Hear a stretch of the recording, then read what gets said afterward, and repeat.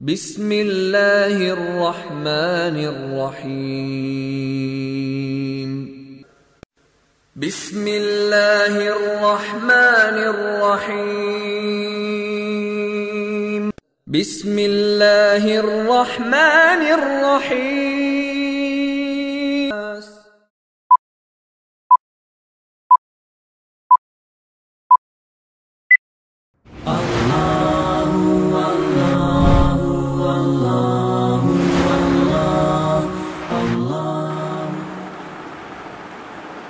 يا أيها الذين آمنوا كتب عليكم الصيام كما كتب على الذين من قبلكم لعلكم تتقون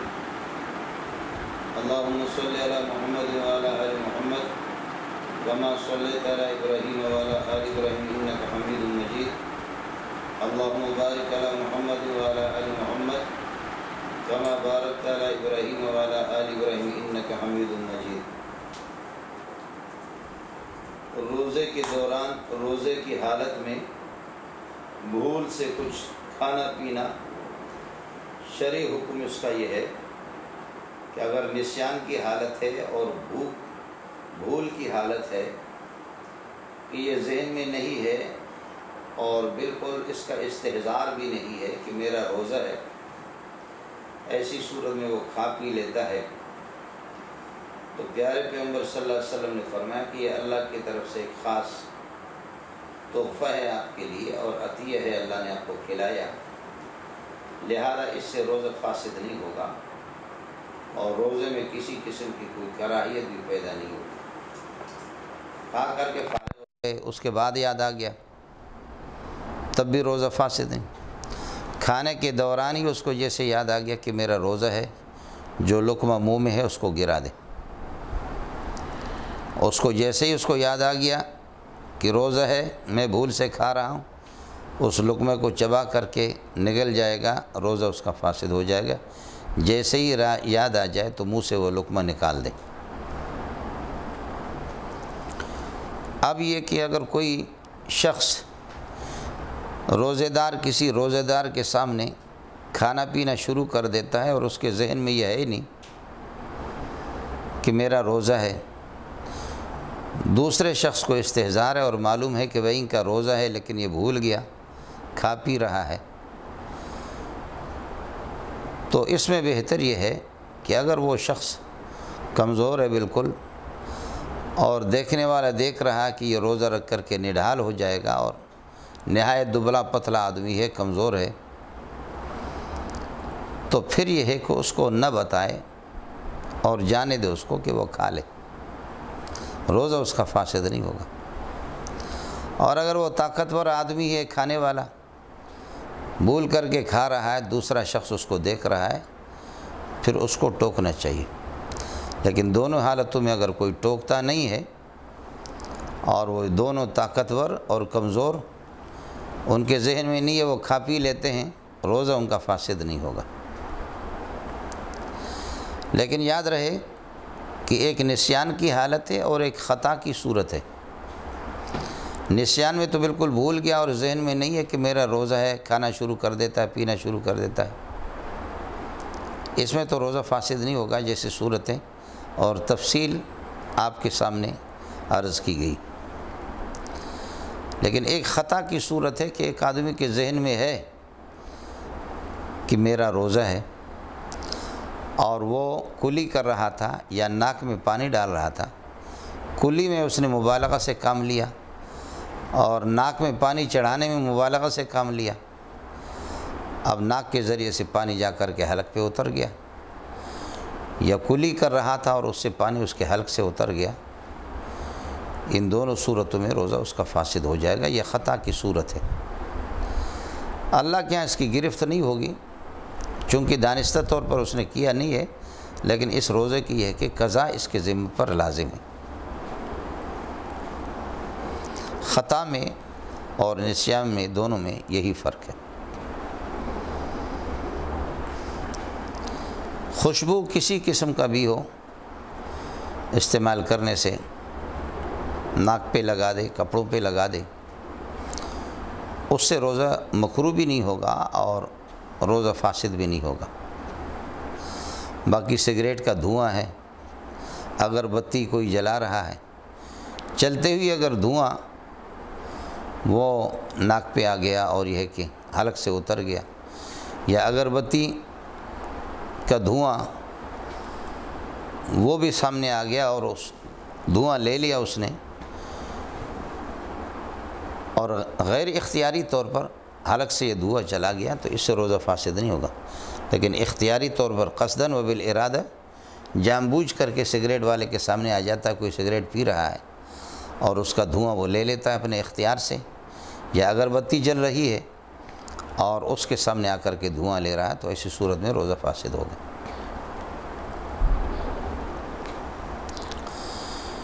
مسواک کسی قسم کا بھی ہو، چاہے صبح سویرے مسواک کرے، دوپہر کو کرے، سپہر کو کرے، شام کے ٹائم پہ، روزے کی حالت میں، لیکن بعض ذائقہ دار قسم کے مسواک ہوتے ہیں تو اس میں خیال رہے کہ اس کا ذائقہ کڑوا مسواک ہے، نیم کا ہے اور پیلو کے درخت کا ہے، تو اس کا ذائقہ منہ میں آ جاتا ہے، اس کو تھوکنا چاہیے،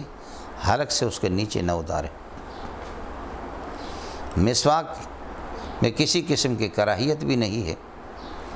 یہ جو حدیث میں آتا ہے لخلوف فم الصائم اطیب عند اللہ من ریح المسک، روزے دار کی منہ کی بو اللہ تعالیٰ کو مشک سے بھی زیادہ محبوب ہے، تو اس بو سے یہ نہیں ہے کہ اپنے منہ کو گندا چھوڑ دے اور اس طریقے پر ذکر و اذکار بھی کر رہا ہے، تلاوت بھی کر رہا ہے، نمازیں پڑھ رہا ہے گندے منہ کے ساتھ، دانت بھی اس کے پیلے پڑ گئے، زرد پڑ گئے، مسواک ہی نہیں کر رہا، اور چونکہ روزے کے دوران سمجھ رہا ہے کہ ممنوع ہے، تو ایسی کوئی بات نہیں ہے۔ اللہ پاک کو اور اللہ کے ہاں جو روزے دار کے منہ سے جو بو آ جاتی ہے اور وہ اللہ کو جو محبوب ہے، وہ معدے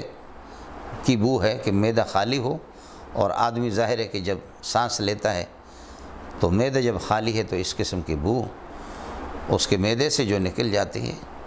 یہ اللہ کے ہاں قیمتی ہے۔ بنیادی چیز یہ ہے کہ یہ چونکہ اس کے خالی پیٹ ہونے کو بتا رہی ہے، باقی مسئلہ رہ گیا کہ منہ کو بالکل گندا چھوڑ دیتا ہے، دانتوں کو گندا چھوڑ دیتا ہے، یہ شرعاً پسندیدہ نہیں ہے۔ کسی ٹائم پہ بھی مسواک کرے، مسواک مسنون اور سنت ہے، منہ کی بدبو کو زائل کر دے۔ سرما زیبائش کے لیے استعمال تو نہ کرے، باقی ویسے سرما لگایا اور منہ میں اس کا ذائقہ بھی آ گیا، بسا اوقات آدمی تھوکتا ہے، تھوک میں وہ سرمے کے کچھ اجزاء بھی دکھائی دیتے ہیں، رنگت بھی اس میں آ جاتی ہے، جیسے بھی ہو سرمے سے روزہ فاسد نہیں ہوگا۔ اسی طرح آنکھ دکھ رہی ہے اور آنکھوں کے اندر دوائی ڈال دی، اس سے بھی روزہ فاسد نہیں ہوگا۔ فقہا اور مجتہدین کی پرانی تحقیق یہی ہے، موجودہ ڈاکٹر حضرات اور موجودہ سائنس والے وہ یہ کہہ رہے کہ کان کے مقابلے میں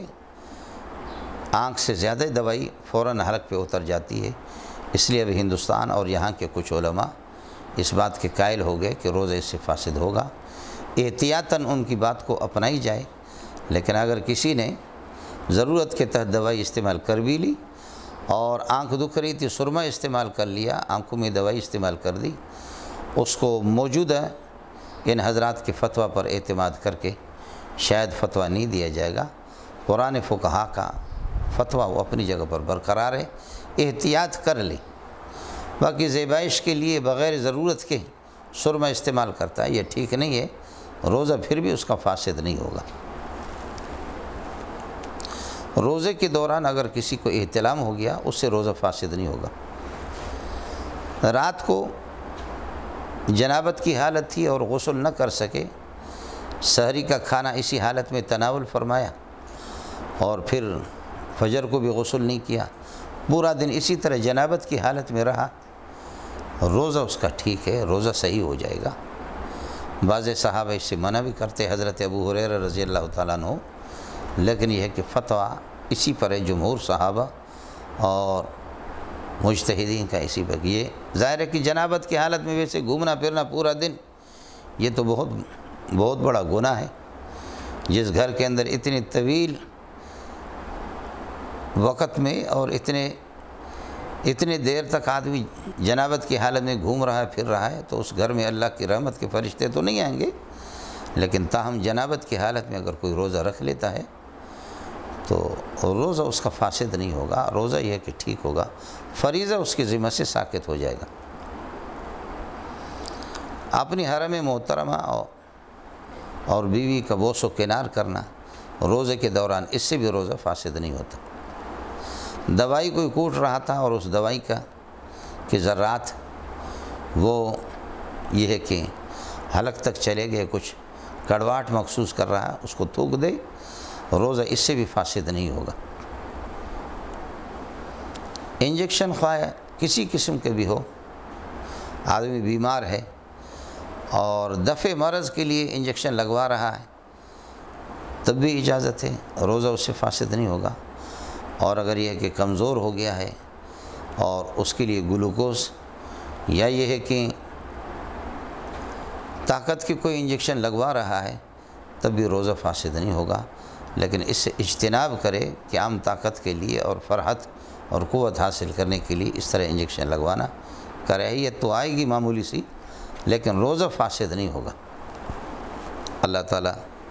ہمیں شریعت اور احکام شرعیہ، مسائل شرعیہ کی معرفت نصیب فرمائے اور ان پر ہمیں عمل کرنے کی توفیق عطا فرمائے۔ وآخر دعوانا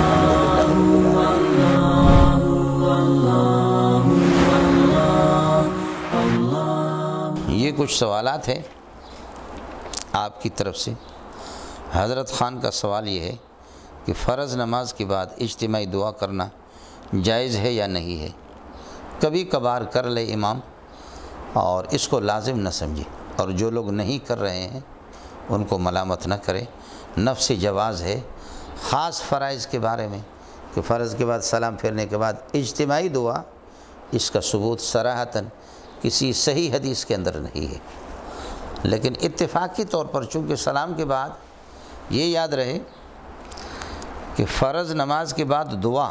اس کا ثبوت تواتر سے ہے، اور دعا کے لیے ہاتھ اٹھانا، رفع الیدین فی الدعا، یہ بھی تواتر سے ثابت ہے، یہ دونوں باتیں متواتر ہیں۔ اب بالکل اجتماعی طور پر کہ بیک وقت امام صاحب شروع کرتا ہے اللہم انت السلام، سب ہاتھ اٹھائیں گے، اور جب تک امام صاحب برحمتک یا ارحم الراحمین نہیں کہے گا تو کسی کے لیے کوئی گنجائش بھی نہیں ہے۔ لوگ سمجھتے ہیں کہ ناجائز ہے، ہم اپنی دعا پہلے ختم کر بھی نہیں سکتے، اور امام نے جو دعا رٹا لگائی ہے، امام صاحب کو، خطیب صاحب کو بھی وسا کا تو اس کا ترجمہ معلوم نہیں ہے، لیکن جیسے بس وہ کہتا رہتا ہے، استحضار اس کا بھی نہیں ہے، اور لوگ آمین کہتے جاتے ہیں۔ اس قسم کے اجتماعی دعا کہ بیک وقت سارے شروع بھی کر لے، بیک وقت سارے کے سارے ختم کرے اور اس کو لازمی سمجھے، یہ ٹھیک نہیں ہے۔ دعا بعد المکتوبات تواتر سے ثابت ہے۔ رفع الیدین فی الدعا، ہاتھ اٹھانا دعا کے اندر، یہ بھی تواتر سے ثابت ہے۔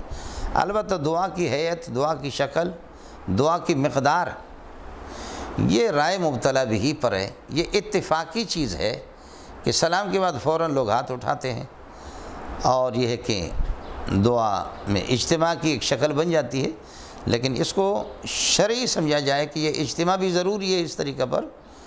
اس کو اس طرح نہ سمجھے۔ البتہ عمومی احادیث ہے، جیسے مجموع الزوائد ایسمی کی روایت ہے کہ کوئی قوم کسی جگہ وہ جمع ہو کر کے پھر ان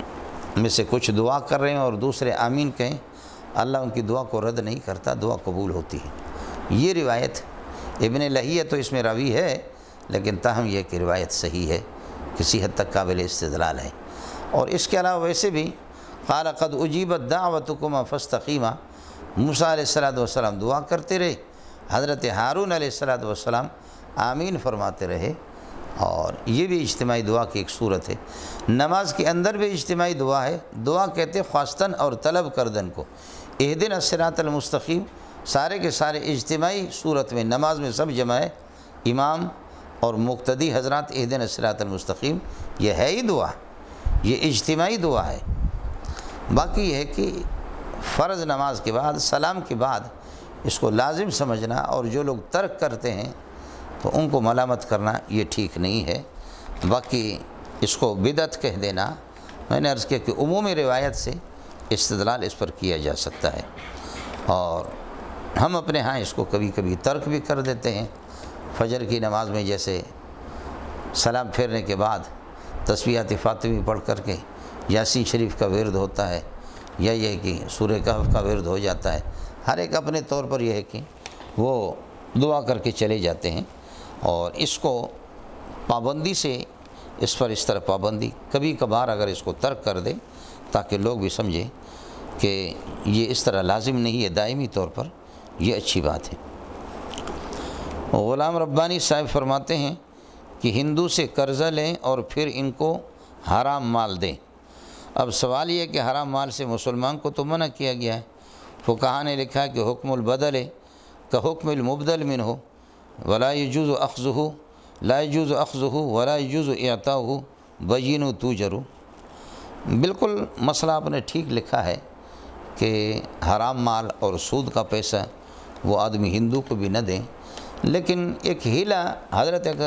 حکیم علامت اشرف علی تھانوی رحمۃ اللہ علیہ یہ حضرات لکھتے ہیں کہ کوئی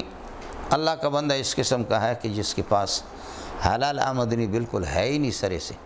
لوگ دیتے بھی نہیں ہیں، ہمسائے والا بھی ان کو بھی اس پر ترس نہیں آتا، تو ایسی صورت کے اندر یہ ہے کہ کچھ بھی اس کے ظاہر ہے کہ حرام مال سے افطار کرنا اور حرام مال سے سحری کا کھانا کھانا روزے کے دوران، اس روزے پر اس کو کیا ثواب ملے گا؟ اس لیے ہیلہ کے طور پر وہ فرماتے ہیں کہ اگر کوئی مجبوراً یہ کہ گفٹ بھی کوئی نہیں کرتا، اور یہ ہے کہ اس کو ویسے اس کی بھی توقع نہیں ہے کہ میں کسی سے قرضہ لے کر کے کسی مسلمان سے اور بعد میں اپنی حلال آمدنی سے اس کو دے سکوں، یہ بھی نہیں ہے، آمدنی سارے اس کے حرام ہیں، تو اگر مجبوری میں وہ لے لیتا ہے کسی ہندو سے قرضہ لے کر کے بعد میں سود کے پیسوں سے ان کو دے دیتا ہے، تو یہ ایک تخفیف کی صورت فرمایا۔ امید ہے کہ اللہ تعالیٰ اس کے ساتھ آسانی کا معاملہ فرمائیں گے، باقی مسئلہ اسی طریقہ پر ہے۔ اور پھر سود کی جو حرمت حرام مال کی، دو قسم کی حرمتیں ہوتی ہے، ایک حرمت اصلی ہے اور ایک حرمت عارضی ہے۔ سید لوگ اور ہاشمی لوگوں پر زکوٰۃ حرام ہے، ناجائز ہے۔ الا لا تحل صدقۃ لمحمد ولا لآل محمد انما ہی اوصاف الناس، یہ صدقہ ان کے حق میں حرام ہے، لیکن یہ حرمت اصلی نہیں ہے، یہ حرمت عارضی ہے۔ یہی وجہ ہے کہ اسی صدقہ والے مال کو مستحق اور فقیر جب اپنے ملکیت میں لے لیتا ہے اور اس کے بعد وہ سید کو گفٹ کر کے اگر دیتا ہے تو حلال ہو جاتا ہے سید کے لیے، چونکہ یہ حرمت عارضی تھی، برخلاف اس کے کہ سود کا پیسہ اس کو آپ کسی فقیر کو دے بھی دیں اور وہ فقیر پھر یہ کہ کسی کو گفٹ کر کے دے دیں، وہ سود کا پیسہ اسی طریقہ پر ہوئے اور وہ حرامی رہے گا، چاہے جتنے بھی ہاتھ بدلتے رہیں اور جتنے بھی لوگوں کو دیتے رہیں، اس سے اس کی حرمت کے اندر کوئی فرق نہیں آئے گا، اور سود کا پیسہ اسی طرح حرام ہے۔ تو یہ حضرت اقدس تھانوی رحمۃ اللہ علیہ، یہ بعض فقہا لکھتے ہیں کہ تخفیف کی ایک صورت ہے، اللہ سے کبھی امید ہے کہ اللہ تعالیٰ اس کے ساتھ آسانی کا معاملہ فرمائیں گے۔ فیاض صاحب وزیرستان سے لکھتے ہیں، جو امام صاحب داڑھی منڈواتا ہو یا خط بناتا ہو، کیا اس امام کے پیچھے نماز ہوگی یا نہیں ہوگی؟ داڑھی کا ایک مشت ہونا اور مٹھی بھر داڑھی کا ہونا یہ لازم اور واجب ہے، اور متفقن علیہ بین الفقہاء الاربعہ، فقہاء اربعہ امت کا اس پر اجماع ہے۔ باقی یہ جو شارٹ کٹ جو آزاد مزاج قسم کی جو لوگ ہوتے ہیں یا نئے ڈسکو قسم کے جو مولوی پیدا ہو گئے کہ داڑھی یہ تو بس ایک رسم ہے اور یہ کوئی ضروری نہیں ہے، قرآن سے بھی ثابت ہے کہ داڑھی ایک مشت اور ایک مٹھی بھر ہو۔ حضرت ہارون علیہ السلام کی داڑھی حضرت نے جب کہ واپس تشریف لائے طور سے اور قوم جب بگڑ گئی تھی تو اس میں حضرت جلال میں آ کر کے پیارے ہارون علیہ السلام کی داڑھی حضرت موسیٰ علیہ السلام نے پکڑی۔ آپ نے فرمایا کہ لا تاخذ بلحیتی ولا براسی، میری داڑھی نہ پکڑو۔ لا تاخذ وہاں پر کہا جاتا ہے کہ جہاں داڑھی ہاتھ میں آ گئی تھی، اور یہ جو ڈسکو قسم کی داڑھی ہمارے ہاں جیسے پاکستان میں ایک مستقل تنظیم ہے اور ہندوستان میں بھی ہے، بنگلہ دیش میں ہے، وہ داڑھی وہ کسی طرح وہ شرعی داڑھی نہیں ہے۔ پیارے صلی اللہ علیہ وسلم کی طرف سے دونوں قسم کی روایتیں ہیں کہ داڑھی بڑھا دو اور مونچھیں یہ ہے کہ کٹوا دو، یہ روایت بھی ہے۔ اور عمرو بن شعیب عن ابیہ عن جدہ ان النبی صلی اللہ علیہ وسلم کان یاخذ من طولها ومن عرضها، داڑھی کے طول اور عرض سے آپ صلی اللہ علیہ وسلم کچھ کاٹتے تھے بال، تو ایک مٹھی تک تو اس کو بڑھانا ضروری ہے، اور ایک مٹھی سے اور ایک مشت سے زائد اگر بڑھ جائے تو پھر یہ ہے کہ اس کو کاٹنا ہے۔ صحیح قول حنفیہ کا بھی یہی ہے کہ ایک مشت داڑھی ہو، اس سے زیادہ یہ ہے کہ بہتر یہ ہے کہ داڑھی بھی نہ رکھے، بسا اوقات داڑھی کی بھی توہین۔ اب رہ گیا کہ داڑھی منڈا یا داڑھی کاٹنے والا امام جو امامت کرتا ہے، نماز اس کے پیچھے مکروہ تحریمی ہے، نماز ہو جائے گی، نماز ہوگی۔ یہ حدیث صلو خلف کل بر و فاجر حدیث اگرچہ کمزور ہے اور سندی لحاظ سے نہیں ہے، لیکن تعامل اس پر رہا ہے کہ فساق اور فجار کے پیچھے اس میں خیر القرون اور اسی طریقہ بریہ کے بعد والے زمانوں میں لوگوں نے فساق اور فجار کے پیچھے نمازیں پڑھی ہے۔ حجاج بن یوسف اور اس قسم کے دیگر اس کے یہ کہ حکومتی اہلکار ان کے پیچھے تابعین نے نمازیں پڑھی ہے، تو نماز تو ہو جائے گی، لیکن یہ ہے کہ بہتر یہ ہے کہ سنت کا متبع، چاہے پتلون والا ہو، داڑھی منڈا ہو، لیکن کراہیت تحریمی کے ساتھ نماز ہو جائے گی۔ اور ظاہر ہے کہ کراہیت تحریمی کے ساتھ جب نماز ادا ہو رہی ہے تو پھر یہ ہے کہ اس کا فائدہ کیا ہوا۔ اسی طرح بدعتی بشرطے کہ اس کی بدعت مکفرہ نہ ہو، بدعت مفسقہ ہو، ان کے پیچھے نماز بھی، لیکن تاہم اجتماعی نمازوں میں فائدہ ہے انفرادی پڑھنے سے، کہ بسا اوقات یہ امام کی کمزوریاں ہیں، وہ فاسق و فاجر ہے، اور اس کے پیچھے جو جماعت نماز پڑھ رہی ہے، اس اجتماع کی وجہ سے اللہ پاک کی رحمتوں کا جو نزول ہوتا ہے اور اللہ تعالیٰ درگزر کا جو معاملہ فرماتے ہیں وہ انفرادی نماز کے اندر نہیں۔ اس لیے نماز تو ہوگی، لیکن امام صاحب کو بھی ہدایت کر لیں کہ آپ کو امام بنایا گیا، اور امام بھی معمولی کسی عام سلسلے میں نہیں ہے، کسی شعبہ میں، بلکہ نماز کے شعبے میں آپ کو جب امام بنایا گیا اور آپ کو جس مصلی پہ کھڑا کیا جاتا ہے، اس مصلی کی ذمہ داریاں بھی آپ سمجھے اور اس کا مقام بھی سمجھے، اور یہ مصلی والا کون تھا جو اس مصلی پہ کھڑے ہوتے تھے، اور آج اس کے وارث اس مصلی پہ کھڑے ہو رہے، وہ داڑھی منڈا نہیں تھا۔ 1.25 لاکھ انبیاء میں کوئی بھی ایسا نبی نہیں گزرا ہے، یہ سب اپنی تحریفات ہیں، جو لوگ گنجائش نکال رہے، داڑھی منڈا رہے، جدیدیت آ گئی، جدیدیت نہیں ہے، یہ ایک فتنہ ہے، اور جدیدیت نہیں ہے، یہ ضلالت اور گمراہی ہے۔ وہ ضلالت اور گمراہی کا نام جدیدیت سے رکھتے ہیں کہ حالات کے ساتھ ہم یا کہ موافق ہو کر کے چلیں گے، فضول چیز ہے۔ اللہ تعالیٰ ہمیں عمل کی توفیق عطا فرمائے۔ وآخر دعوانا